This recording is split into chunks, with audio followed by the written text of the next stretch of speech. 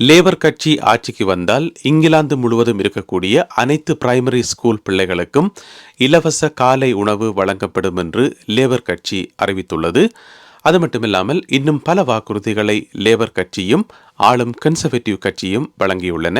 அவற்றினுடைய ஒரு தொகுப்பை இன்றைய வீடியோவில் பார்க்க போகின்றோம். அதேவேளையில் வருமானம் குறைந்தவர்களுக்கு உதவி செய்யும் முகமாக தமிழ் மக்கள் அதிகமாக வசிக்கக்கூடிய கவுன்சில் ஒன்று ஒரு முக்கியமான அறிவிப்பொன்றை விடுத்திருக்கின்றது. அது என்ன என்பது பற்றியும் இந்த வீடியோவில் பார்க்க போகின்றோம். இவை உள்ளிட்ட பல செய்திகள் காத்திருக்கின்றன. வீடியோவுக்குள் போகலாம் வாங்க. தமிழடியான் யூகே யூடியூப் சேனலுக்கு உங்கள் அனைவரையும் வருகவன அன்புடன் வரவேற்கின்றேன். பிரித்தானியாவில் வாழ்கின்ற தமிழ் மக்களுக்கு பயன்படக்கூடிய முக்கியமான தகவல்களை தாங்கி வருகிறது தமிழடியான் யூகே யூடியூப் சேனல். எங்களுடைய சேனலுக்கு புதிதாக வந்திருக்கும் அன்பான உறவுகளே, உங்களுக்கு நேரம் இருக்கின்ற போது பழைய வீடியோக்களையும் தட்டி பாருங்கள். அங்கேயும் உங்களுக்கு பயன்படக்கூடிய நிறைய தகவல்கள் உள்ளன. அடுத்த மாதம் நடைபெற இருக்கின்ற பொது தேர்தலில் வெற்றி பெற்று ஆட்சி அமைத்தால் லேபர் கட்சி இங்கிலாந்து முழுவதும் இருக்கும் அனைத்து பிரைமரி ஸ்கூல் பிள்ளைகளுக்கும் இலவச காலை உணவு வழங்கும் என்று சொல்லி லேபர் கட்சி மிக முக்கியமான ஒரு வாக்குறுதியை வழங்கியுள்ளது. இந்த திட்டத்தின் மூலம் ஒவ்வொரு குடும்பமும் ஆண்டு ஒன்றுக்கு 2000 பவுண்ட்ஸ் வரை காசை சேமிக்க முடியும் என்று சொல்லி லேபர் கட்சி அறிவித்துள்ளது. யூகே முழுவதும் காலை உணவு பிரச்சினை காரணமாக பாடசாலைக்கு போகாமல் விடுகின்ற மாணவர்களுடைய எண்ணிக்கையும் பாடசாலைக்கு பிந்தி போகின்ற மாணவர்களுடைய எண்ணிக்கையும் அதிகரித்து கொண்டே போகுதாம். ஒரு வருடத்தினுடைய கணக்கெடுப்பின்படி 4,50,000 நாட்கள், அதாவது 450,000 டேஸ் மாணவர்கள் பாடசாலைக்கு போற இல்லையா. எனவே இந்த பிரச்சனையை கட்டுப்படுத்தும் விதமாக இலவச காலை உணவு இங்கிலாந்து முழுவதும் இருக்கக்கூடிய அனைத்து பிரைமரி ஸ்கூல்களிலும் வழங்கப்படும் என்று சொல்லி லேபர் கட்சி தன்னுடைய முக்கியமான தேர்தல் வாக்குறுதியை அளித்துள்ளது. அதேவேளையில் கன்சர்வேட்டிவ் கட்சியிடமிருந்து வந்திருக்கக்கூடிய இன்னும் ஒரு முக்கியமான தேர்தல் வாக்குறுதி, அவர்கள் மீண்டும் ஒரு தடவை தெரிவு செய்யப்பட்டால் புதிதாக 92,000 தாதியர்களை பணிக்கு அமர்த்துவார்களாம். 92,000 நர்சஸை பணிக்கு அமர்த்துவார்களாம். அதேவேளையில் 28,000 புதிய மருத்துவர்களை பணியிலே சேர்த்துக் கொள்வார்களாம். ஏன்னு சொன்னால் இப்போ NHSல நர்ஸ்மாருக்கான தட்டுப்பாடும் டாக்டர்ஸ்மாருக்கான தட்டுப்பாடும் நிறையவே இருக்குது. எனவே இந்த பிரச்சனையை ஷார்ட் அவுட் பண்ணுறதுக்காக புதிதாக 92,000 நர்ஸ்மாரையும் 28,000 மருத்துவர்களையும் தாங்கள் ரெக்ரூட் பண்ண போவதாக கன்சர்வேட்டிவ் கட்சி அறிவித்துள்ளது.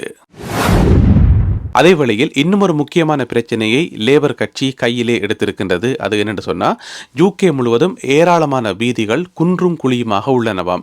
நடு வீதிகளில் குழிகள் உள்ளனவாம். பொத்தோல்ஸ் என்று சொல்லப்படுற அந்த குழிகள் எல்லாம் வீதிகளில் இருக்காம். இது ஒரு பெரிய பிரச்சனையாக இருக்குது. யூகே முழுவதும் இருக்கக்கூடிய சகல சாரதிகளுக்கும் இது ஒரு பிரச்சனையாக இருக்குது. எனவே இதில் ஆளும் கன்சர்வேட்டிவ் கட்சி கவனம் செலுத்தல் என்று சொல்லி அது ஒரு பெரிய ஒரு பிரச்சார யுக்தியாக பயன்படுத்தி இப்பொழுது லேபர் கட்சி அதற்கான திட்டத்தை அறிவித்திருக்கின்றது. அவர்கள் ஆட்சிக்கு வந்தால் ஒவ்வொரு வருடமும் 1 மில்லியன் பொத்தோல்ஸ், 1 மில்லியன் குழிகளை தாங்கள் நிரப்புவோம் என்று சொல்லி இப்பொழுது அறிவித்திருக்கிறார்கள். லேபர் கட்சி எப்பொழுதும் சாரதிகளின் பக்கமே இருக்கும் என்று சொல்லி ஒரு பிரச்சார வாசகத்தை அமைத்து அதனை தொடர் பிரச்சாரமாக அவர்கள் மேற்கொண்டு வருகின்றார்கள். அதேவேளையில் ஆளும் கன்சர்வேட்டிவ் கட்சியும் இந்த விஷயம் சம்பந்தமாக முக்கியமான ஒரு வாக்குறுதியை கொடுத்திருக்கிறார்கள். அவர்கள் மீண்டும் ஒரு தடவை ஆட்சி அமைத்தால் யூகே முழுவதும் இருக்கக்கூடிய சகல வீதிகளிலும் இருக்கும் குழிகளை அடைப்பதற்காக 8.3 பில்லியன் பவுண்ட்ஸ்களை ஒதுக்குவார்கள் என்று சொல்லி கன்சர்வேட்டிவ் கட்சி அறிவித்துள்ளது.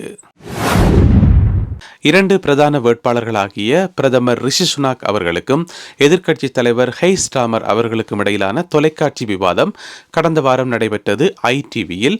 அதே போன்றதொரு நேரடி தொலைக்காட்சி விவாதம் இன்று மறுபடியும் நடைபெற இருக்கின்றது. இன்று புதன்கிழமை இரவு 7 மணிக்கு ஸ்கை தொலைக்காட்சியில் இந்த நேரடி விவாத நிகழ்ச்சி ஒளிபரப்பாக இருக்கின்றது. இதிலும் சூடான பல விவாதங்கள் இருக்கும் என்று சொல்லி எதிர்பார்க்கப்படுது. 2 தரப்பினரும் கடுமையாக மோதிக்கொள்வார்கள் என்று சொல்லி எதிர்பார்க்கப்படுது. ஏனென்று சொன்னால் ஆளும் கன்சர்வேட்டிவ் கட்சி தங்களுடைய தேர்தல் மேனிஃபெஸ்டோவை நேற்று வெளியிட்டிருக்கிறார்கள். அதிலே பல விடயங்களை சொல்லியிருக்கிறார்கள். லேபர் கட்சி இன்னமுமே தங்களுடைய மேனிஃபெஸ்டோ வெளியிடவில்லை. அவர்களுடைய திட்டங்கள் என்னவென்று முழுமையாக தெரியவில்லை. இந்நிலையில் இன்றிரவு நடைபெறுகின்ற விவாத நிகழ்ச்சியில் கடுமையான மோதல் இருக்கும் என்று சொல்லி எதிர்பார்க்கப்படுது. இந்த 2 தலைவர்களிடமும் கேட்பதற்கு ஸ்கை டிவி சார்பாக 5 முக்கியமான கேள்விகள் தயார்படுத்தப்பட்டு வைக்கப்பட்டுள்ளனவாம். அந்த 5 முக்கியமான கேள்விகளும் என்ன என்பதும் அந்த கேள்விகளுக்கு இந்த 2 தலைவர்களும் எப்படியான பதில்களை கொடுப்பார்கள் என்பதும் இன்றிரவு 7 மணிக்கு ஸ்கை டிவியில் தெரிந்துவிடும். லேபர் கட்சி ஆட்சிக்கு வந்தால் யூகே முழுவதும் இருக்கும் அனைத்து குடும்பங்களும் 2000 பவுண்ட்ஸ் மேலதிகமாக டேக்ஸ் கட்ட வேண்டியிருக்கும் என்று சொல்லி கடந்த முறை நடந்த தொலைக்காட்சி விவாதத்தில் பிரதமர் ரிஷி சுனாக் அவர்கள் குறிப்பிட்டிருந்தார். அந்த செய்தி மிகப்பெரிய ஒரு விவாதமாக மாறி அனைத்து பத்திரிகைகள் எல்லா ஊடகங்களையும் அந்த செய்தி பரவலாக அடிபட்டது. அந்த 2000 பவுண்ட்ஸ் எங்கிருந்து வந்தது, என்ன கணக்கு என்று சொல்லி நிறைய விவாதங்கள் எல்லாம் நடைபெற்றது. அந்த பிரச்சாரத்துக்கு லேபர் கட்சி எதிர் பிரச்சாரம் வைக்கும்போது கன்சர்வேட்டிவ் கட்சியினர் பொய் சொல்கிறார்கள், அவர்கள் ஒரு பொய்யர்கள் என்று சொல்லி கடுமையான பிரச்சாரங்களை முன்னெடுத்துக் கொண்டு வந்தது உங்கள் எல்லாருக்குமே தெரியும். இந்நிலையில் இப்பொழுது லேபர் கட்சி புதிதாக ஒரு குண்டை தூக்கி போட்டுள்ளது. அது என்னன்னு சொன்னா, நேற்று கன்சர்வேட்டிவ் கட்சியினுடைய தேர்தல் விஞ்ஞாபனம் வெளியிடப்பட்டது தானே. அதுல ஏராளமான வாக்குறுதிகள் கொடுக்கப்பட்டிருந்தது. மிக முக்கியமாக டேக்ஸ் குறைப்பு சம்பந்தமாக நிறைய வாக்குறுதிகள் அதில் கொடுக்கப்பட்டிருந்தது.